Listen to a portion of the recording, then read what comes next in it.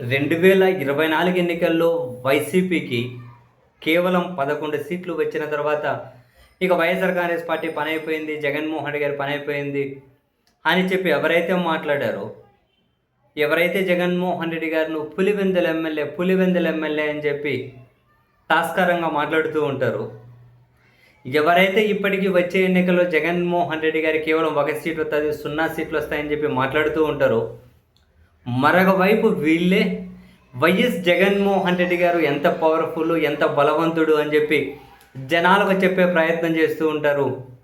ఇప్పుడు latest episode రావణు, Prakash రాజు వీళ్ళిద్దరి మధ్య జగన్ ఉన్నాడు అని చెప్పి అడదిడమైన ఆరోపణలు చేసే దగ్గర నుంచి మొదలెడితే రావణ్ వెనక జగన్ ఉంటాడు, ప్రకాష్ రాజు వెనక జగన్ ఉంటాడు. గల్లీ నుంచి ప్రొఫెసర్ నాగేశ్వర్ మాట్లాడితే నాగేశ్వర్కి వైసీపీ కండువా వేస్తారు, ప్రొఫెసర్ నాగేశ్వర్ గారికి పేటీఎం అంటారు, నాగేశ్వర్ గారి వెనక జగన్ ఉంటాడు. వీళ్ళ వెనకే కాదు, సుబ్రహ్మణ్య స్వామి వెనక జగనే ఉన్నాడు, ప్రశాంత్ భూషణ్ వెనక జగనే ఉన్నాడు. అండ్ ఇంతే కాదు, చివరికి కేంద్రంలో బీజేపీ వెనక జగనే ఉన్నాడు, కాంగ్రెస్ వెనక జగనే ఉన్నాడు, కర్ణాటకలో డీకే శివకుమార్ వెనక జగనే ఉన్నాడు. ఎందుకంటే షర్మిలాకు రాజ్యసభ ఇవ్వలేదట, కారణం డీకే శివకుమార్ అట. డీకే శివకుమార్ వెనక జగన్ ఉన్నాడు. సో జగన్ అట్లా డీకే శివకుమార్ వెనక జగనే. అండ్ అంతేకాదు, సార్ ప్రక్రియ, ఇప్పుడు ఓటర్ల ప్రత్యేక సవరణ ఏదైతే ఉంటుందో ఆ సర్ ప్రక్రియలో వైసీపీ అక్రమాలకు పాల్పడే అవకాశం ఉందట.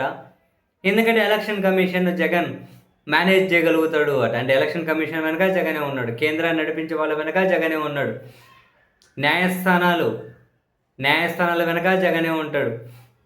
అండ్ కొందరు ఇప్పటికీ కీలకమైన అధికారుల వెనక జగనే ఉంటాడు. ఇప్పుడు ఉన్నటువంటి ఐఏఎస్ ఐపీఎస్లు కొందరు కీలక అధికారులు మనోసారి విజయవాడలో మీటింగ్ పెట్టుకుంటే ఆ మీటింగ్ వెనక జగనే ఉంటాడు. సో ఇందుగలడు అందలేడని ప్రతి విషయం వెనక జగనే ఉన్నాడు. మళ్ళీ జగన్ పులివెందుల ఎమ్మెల్యే అని చెప్పి దాస్కారంగా మాట్లాడాలి, జగన్కి ఈసారి 1 సీటు రాదనాలి, అన్నిటి వెనక జగనే ఉంటాడు.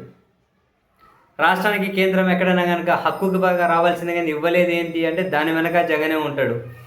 ఆంధ్రప్రదేశ్కి పెట్టుబడులు ఎందుకు సరిగ్గా రావడం లేదు అంటే దాని వెనక జగనే ఉంటాడు. ఆంధ్రప్రదేశ్కి పెట్టుబడులు ఎందుకు తీసుకురాలేకపోతున్నారు అంటే దాని వెనక జగనే ఉండి పారిశ్రామికవేత్తలను భయపెడతాడు. మొత్తం ఎవ్రీథింగ్, ప్రతి దాని వెనక జగన్ జగన్ జగన్. అంటే జగన్ ఒక అద్వితీయ శక్తి. జగన్ ఇంత పవర్ఫుల్ అని చెప్పి బహుశా వైఎస్ఆర్ కాంగ్రెస్ పార్టీ వాళ్ళకు కూడా తెలియదేమో.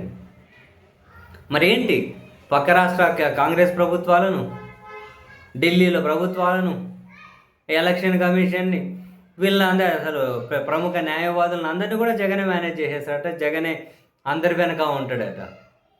ఇందరి వెనక ఉండి నడిపించే జగన్ మొన్న ఎన్నికల్లో ఓట్ల సమయం ముగిసిపోయిన తర్వాత అర్ధరాత్రి 52 లక్షల ఓట్లు వెయ్యనీయకుండా కనుక కంట్రోల్ చేసుకుని ఉండింటే అన్నిటికీ ఒకటే పరిష్కారంగా ఉండేది.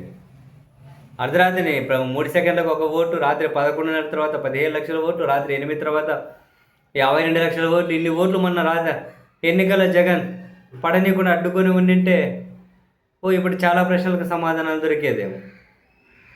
ఈ రాష్ట్రంలో కాదు, పక్క రాష్ట్రంలో కాదు, దేశంలో ఎవరు ఇలా వీళ్ళను విమర్శించినా, ఎవరు వీళ్ళ గురించి క్వశ్చన్ చేసినా దాని వెనకాల జగనే ఉంటాడు.